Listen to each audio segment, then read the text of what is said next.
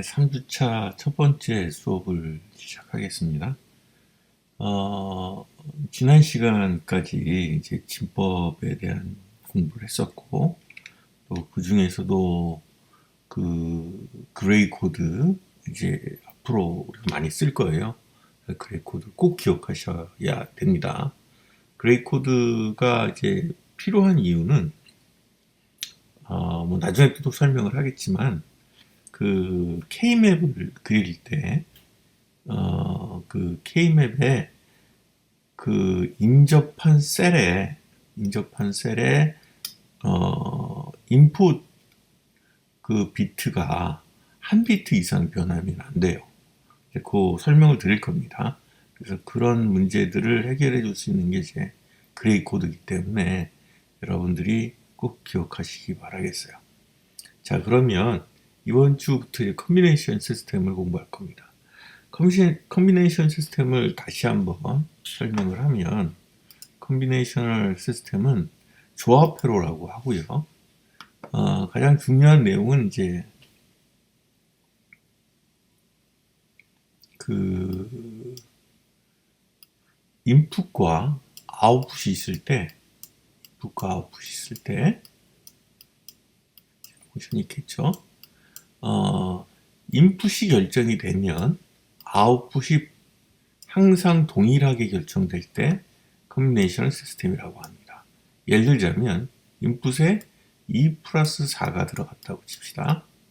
그러면 답은 항상 6이겠죠. 뭐 어느 때는 5가 되고 어느 때는 7이 되고 그렇게 되지는 않았겠죠. 그러니까 이렇게 항상 일정한 인풋이 들어갈 때 동일한 아웃풋이 나오는 것을 컨비네이셔널 시스템이라고 합니다. 그리고 이제 이에 더불어서 나중에 이제 시퀀셜 시스템이라는 걸 할 겁니다. 시퀀셜 라직. 시퀀셜 라직은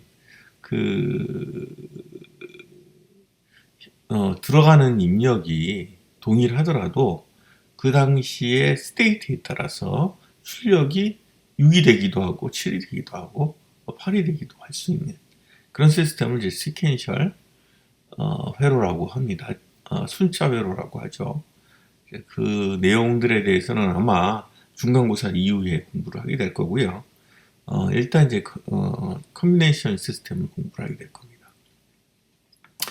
첫 번째 그 디자인을 하기 위해서 여러 5가지 스텝이 나올 거예요. 5가지 정도 스텝이 나올 텐데, 그 중에서 첫 번째 스텝이 여기 있는 것처럼 인풋과 아웃풋을 뭐로? 바이너리로. 왜냐하면 디지털 시스템은 숫자와 관계가 있고 그 숫자 중에서도 이진수와 관계가 있죠. 그죠? 그래서 바이너리 넘버하고 관계가 있습니다. 자, 그렇다면 뭐 예를 들자면 하나를 들어보죠. 제가 어떤 시스템을 하나 만들어요. 그래서 A라는 인풋이 있고 여기 B라는 인풋이 있다고 칩시다. 이렇게 2비트예요. 2비트. 그러면 여기에 결과가 2비트로 나옵니다. 2비트로 나오도록 합니다. 이게 뭘 하는 거냐면 가위,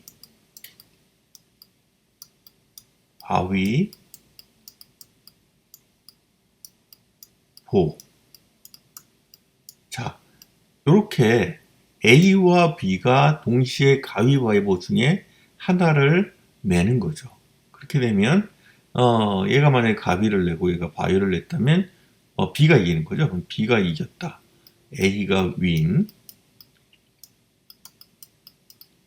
그 다음에 B가 윈. 또는 드로우는 이제 다 비기는 거죠. 그죠? 비기는 거. 자, 이 세 개 중에 하나 나올 겁니다. 자, 그러면 2비트니까 2비트로 나타낼 수 있는 최대 숫자는 얼마죠? 경우의 수는 2의 2승은 4가 되겠죠. 그래서 2비트로 가위바위보를 표시할 수 있겠죠. 뭐 예를 들어서 01, 10, 11 이런 식으로. 또 마찬가지로 A 윈도 뭐 01, 10, 11 이런 식으로 표시를 할 수가 있습니다. 자, 이렇게 물론 이 01이라는 게 가위라고 하는 건 우리가 결정한 거예요. 그러나 시스템은 가위라는 것은 이해 못합니다. 01이라는 것을 이해하는 거죠. 그래서 01이 들어가고 예를 들자면 인풋 01이 들어가고 이쪽에 10이 들어간다면 출력은 뭐가 나와야 될까요? 이쪽은 가위고 바위고 그럼 바위가 이긴 거죠? 바위가 이겼으니까 B가 바위니까 10이 나와야겠죠. 10. 이렇게 시스템을 만드는 것이 이제 커뮤니케이션 시스템이고 그러기 위해서는 첫 번째 인풋과 아웃풋을 뭐로 바꿔요? 이진수로 매핑해야 한다. 매핑하는 거는 이제 여러 가지 방법들이 있습니다. 그 중에 한 가지씩 공부를 할 텐데 가장 대표적인 방법이 이런 이제 바이너라이제이션 하는 방법이에요. 그래서 이제 스텝 2로 가죠. 스텝 2 전에 스텝 1.5라고 있습니다. 이건 뭐냐면 가능하다면 또는 필요하다면 큰 문제를 작은 문제로 만드시오라는 겁니다. 자, 이거는 디자인 프로세스에서 꼭 필요한 건 아니에요. 그냥 직접 크게 만들어도 돼요. 근데 예를 들어서 시스템이 이렇게 크다. 그리고 인풋이 굉장히 많아요. 예를 들어서 뭐 이런 식으로 해가지고 60 몇 개가 들어간다고 쳐요. 그리고 아웃풋도 뭐 쭉 해가지고 뭐 굉장히 많다 치면 그때는 이 커다란 펑션을 뭐 가능하다면 예를 들어서 뭐 16바이 입력 16개짜리 4개로 쪼갠다든지 64개일 때 이런 식으로 큰 문제를 작은 문제로 쪼개서 디자인을 하라 그런 뜻입니다. 이게 나중에 뭐하고 이제 연결이 되냐면 트루스 테이블하고 관계가 있어요. 트루스 테이블하고 관계가 있게 됩니다. 그것에 대해서는 나중에 설명을 할 텐데 트루스 테이블은 입력이 커지면 입력의 숫자가 커지면 상대적으로 기하급수적으로 커집니다.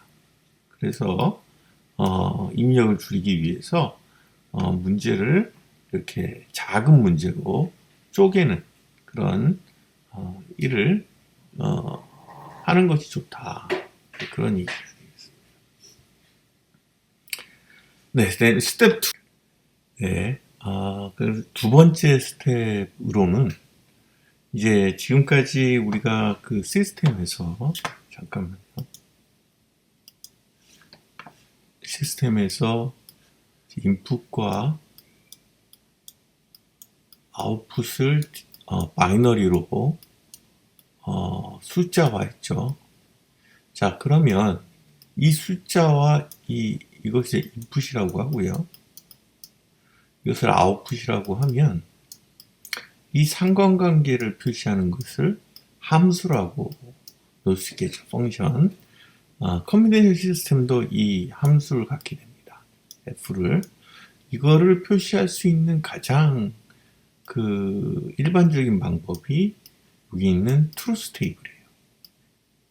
트루스 테이블을 만드는 것이, 그러니까 포멀라이즈 하는 것이 이제 그 스텝 2입니다. 스텝 2예요. 그러면 여기서 이제 제일 중요한 게 트루스 테이블이거든요. 트루스 테이블. 자, 트루스 테이블을 어떻게 만드는지에 대한 설명을 좀 하겠습니다.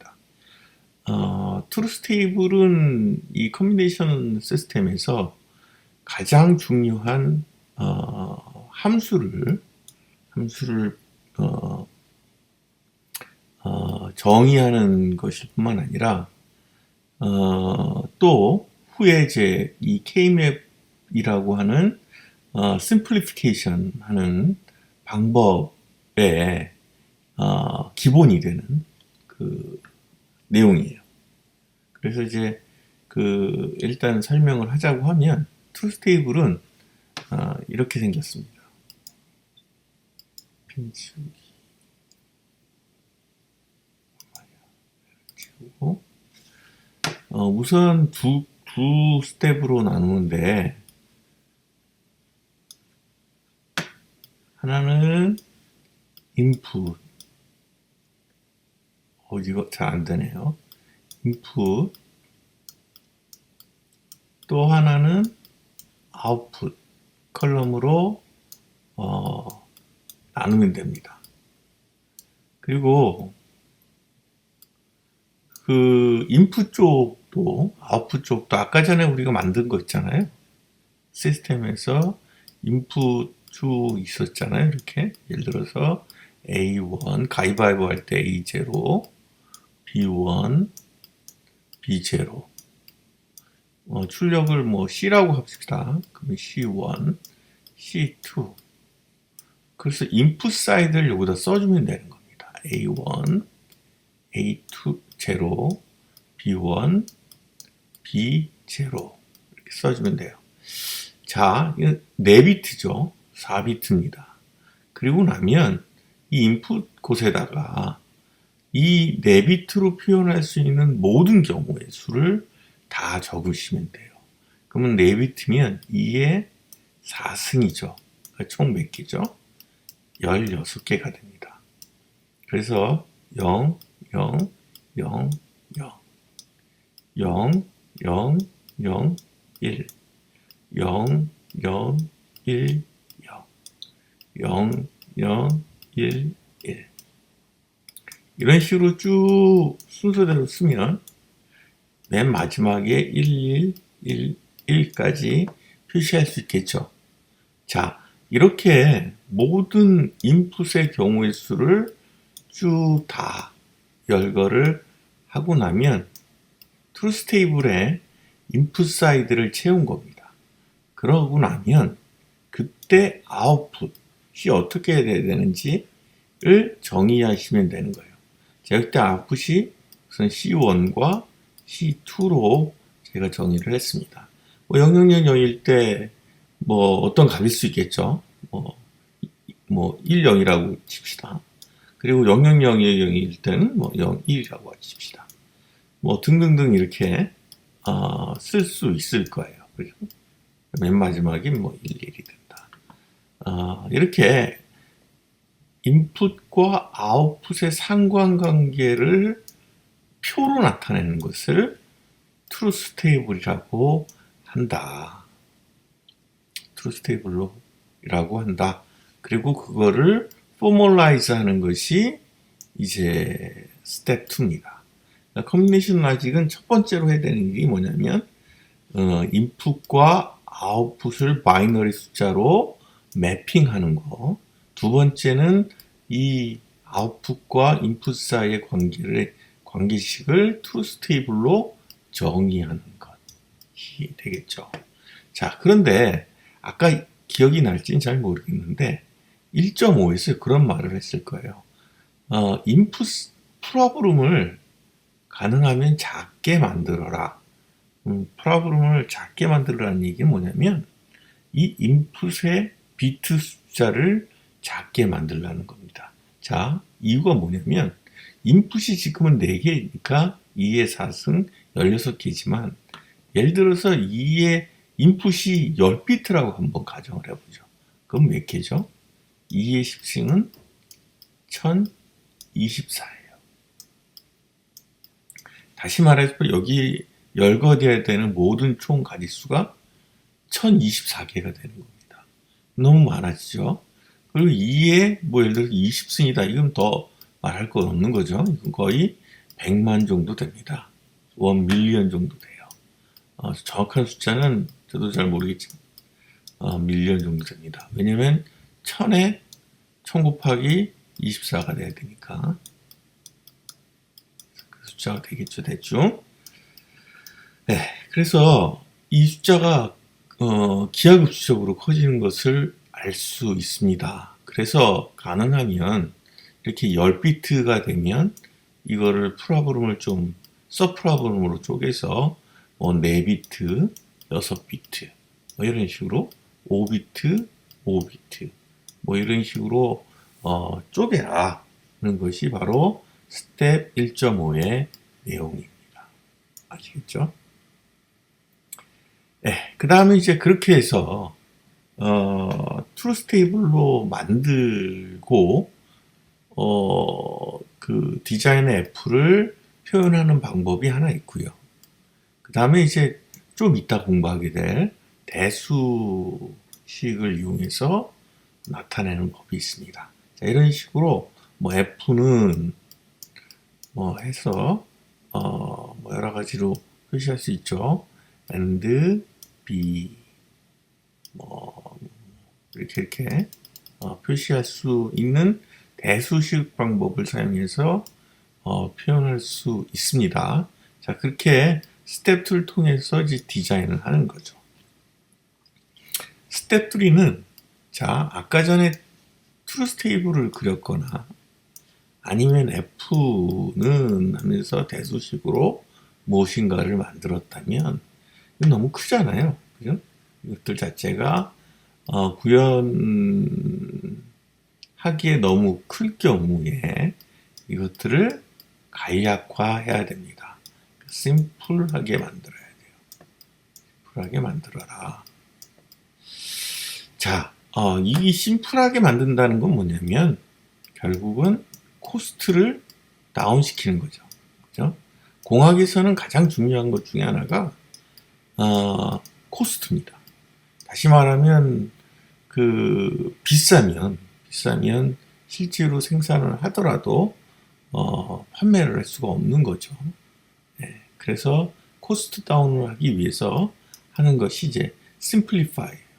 그래서 나중에 공부하게 되는 그 algebraic expression을 simplification 하는 방법, 그 대수식을 간략화하는 방법들이 있습니다.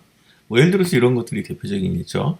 뭐 여기 A, or, A, 바. 뭐 이건 뭐냐면 바라는 건 나중에 공부하겠지만 not gate예요.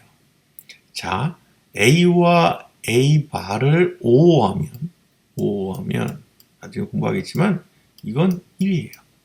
1. 항상 1입니다. 왜냐하면 이쪽이 1이면 얘가 0이고 이쪽이 0이면 얘가 1이기 때문에 항상 1이 될 수 밖에 없는 그런 이제 식이 되죠. 이것 말고 또 K맵이라는 게 있습니다.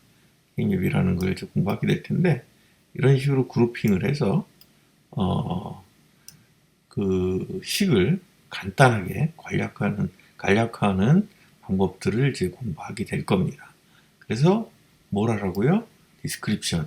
여기서 디스크립션이라는 것은 F를 얘기하는 겁니다. 펑션을 간략화하라 하는 게 스텝 3예요. 자, 그 다음에 이제 스텝 4는 그렇게 해서 간략화해서 만들어 놓은 것을 그 게이트라고 하는 이제 게이트라고 공부를 할 거예요. 세 개의 가장 대표적인 게이트가 OR 게이트, AND 게이트, 그 다음에 NOT 게이트. 물론 이제 이것 말고도 NOR 뭐도 있고 NAND도 있고 뭐 있는데 이 가장 기본적인 게이트입니다. 이것들을 통해서 내 시스템을 define 하는 거죠. define 하는 겁니다. 그래서 이제 구현을 하게 되면 되는 거예요. 이것이 이제 아까 전에 1.5까지 포함해서 총 5개의 디자인 프로세서라고 얘기할 수 있습니다. 네. 그리고 이제 여기서 한 가지 설명을 드릴 게 하나 있는데 그게 이제 don't care라는 겁니다. 이제 바이너리 넘버는 원래는 두 가지밖에는 없죠. 상태가 0하고 1입니다. 다른 말로는 false하고 truth라고 하죠. 거짓과 진실만 존재를 합니다. 그런데 이 바이너리 상에서는 두 개의 스테이트밖에 없지만 디자인할 때는 don't care라는 스테이트가 하나 더 있어요. don't care는 일반적으로 이렇게 X로 표시합니다. don't care. 뜻은 신경 쓰지 않는다는 얘기입니다. 신경 쓰지 않는다. 그러니까 다시 말하면 그게 1이든 0이든 상관없다. 이 don't care는 굉장히 중요해요. 뭐하고 관계가 있냐면 simplify 하는데 관계가 있습니다. 무슨 얘기인지 좀 이따가 다시 설명을 드리겠습니다. simplify 할 때 사용하는 거예요. simplify. 그래서 여기 보면 truth table을 봤어요. 이건 2비트를 사용했죠. A와 B 그리고 0, 0, 0, 1, 1, 0, 1, 1 이렇게 되어 있을 때 출력값은 001 때는 0이고 그리고 01일 때는 1이고 101일 때는 1인데 111일 때는 X라고 써 있어요. 이게 무슨 얘기냐면 이 출력값은 1이어도 상관없고 0이어도 상관이 없다는 겁니다.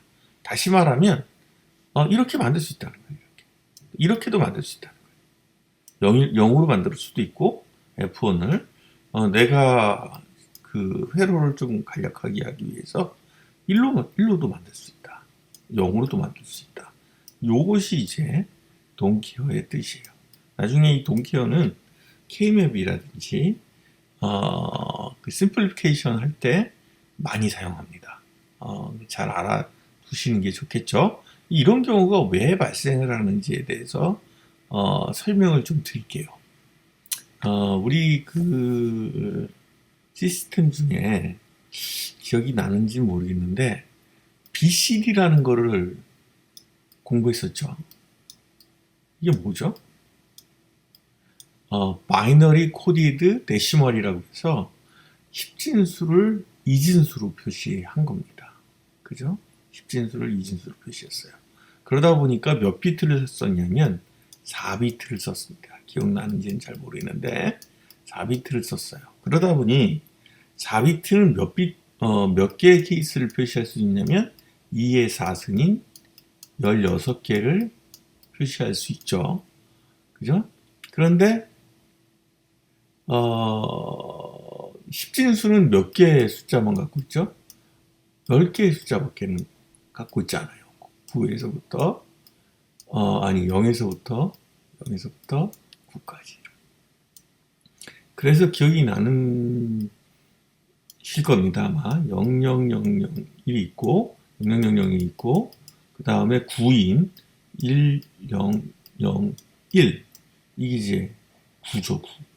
숫자 9, 0. 그런 다음에 이 뒤로 있는 숫자들이 있어요. 1010부터 쭉 해서 111까지. 예, 16진수로는 A서부터 F까지 숫자인데, 자, 이거는 이 BCD에서 사용합니까? 안 합니까? 이거는 unused라고 해서 사용하지 않습니다. 자, 그렇다는 얘기는 사용하지 않는 것이 인풋에 들어가 있으면 그때 출력값은 어떤 값이 나와도 상관이 없겠죠. 그죠? 0이 나와도 1이 나와도 상관이 없을 거예요. 그죠? 그래서 그런 경우에 이제 출력값이 돈케어가 되는 경우가 많습니다. 그 내용들을 그 다음 장에 설명을 했어요. 자, 돈케어가 나오는 경우는 여러 경우가 있는데 크게 두 개의 경우로 나눌 수 있다. 첫 번째 그리고 두 번째라는 경우로 나눌 수 있다라는 거예요. 자, 첫 번째는 아까 전에 얘기했던 것처럼 never occur. 절대로 일어나지 않는 겁니다. 쓰지 않는 거예요. BCD 같이 쓰지 않는 겁니다. 그런 경우는 출력값이 무엇이 나와도 전혀 사용할 필요가 없겠죠. 그죠? 그 경우는 이제 출력값이 동캐용 인 거죠. 그죠? 네. 그 다음에 이제 그 두 번째 케이스는 조금 어려워요. 나중에 시그니처 에러라 그 밖에 회로에서 공부를 하게 될 텐데, 이 두 번째 경우는 여기 있는 것처럼 첫 번째 시스템이 잠깐만요. 첫 번째 시스템이 있고 두 번째 시스템이 있는데, 이 첫 번째 시스템이 두 번째 시스템의, 그러니까 첫 번째 시스템의 출력이 두 번째 시스템의 입력으로 들어가는 경우입니다. 자, 이런 회로들을 앞으로 여러분이 디자인을 할 거예요. 이런 걸 뭐라고 얘기하냐면 블락 다이어그램이라고 합니다. 블락 다이어그램. 그래서 첫 번째 시스템이 두 번째 시스템으로 들어가는데, 그때 이 첫 번째 시스템이 두 번째 시스템에 들어갈 때 어떤 특정한 값, 예를 들어서 J가 1이면 K는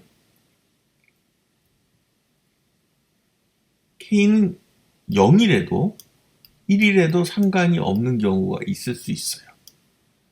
그렇죠? 그러니까 다시 말하면 첫 번째에서 두 번째 시스템을 드라이브 할 때 특정 입력이 1이거나 0이면, 어떤 특정한 값이면 다른 그 입력은 보지 않아도 상관이 없다.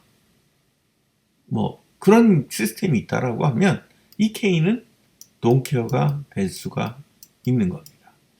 이런 거를 어떤 경우에서 우리가 찾아볼 수 있냐면, 뭐 이렇게 보죠. 이 시스템은 알람이라고 합시다. 알람이라고 하고요.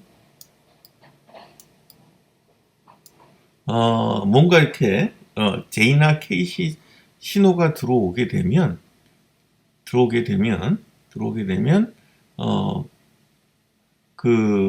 뭐 이렇게 사일렌을 울리거나 아니면 어떤 신호를 외부에 주는 거라고 합시다. 그리고 J라고 하는 신호는 A, B, C, D는 뭐 예를 들어서 온도, 그 다음에 여기는 뭐 B는 뭐 진동, 그 다음에 이쪽은 뭐 바람, 이렇게 있다고 쳐요. 그런데 이 전체 시스템이 예를 들어 가지고 뭐 어떤 경우에 온도가 40도를 넘기고 40도보다 크고 40도보다 온도가 40도보다 크고 뭐 진동이 또 뭐 어떤 값보다 A 값보다 바이브레이션이 크면, 이게 만족하게 되면 이건 이머전시인 거예요. 이렇게 이머전시가 되면 J가 1이 된다 라고 합시다. 그리고 이제 K는 바람에 대한 신호라고 쳐요. 근데 바람에 대한 거는 그렇게 중요하지 않아요. 이 시스템에서는 무조건 온도가 40도보다 높고 진동이 A보다 클 경우에는 무조건 비상상태인 겁니다. 그래서 그 경우는 얘가 1이 되고, 그리고 그 경우 K가 바람이 불던 안 불던 상관없이 알람을 켜야 된다라고 하면, 그때 K는 그 입력값 시스템2에서의 K는 don't care가 될 수 있는 거예요. 시스템 1에서의 출력도 don't care가 될 수가 있는 겁니다. J가 1일 때는 그러니까 그걸 이제 뭐 영어로 얘기하면 high priority라고 얘기를 할 수 있죠.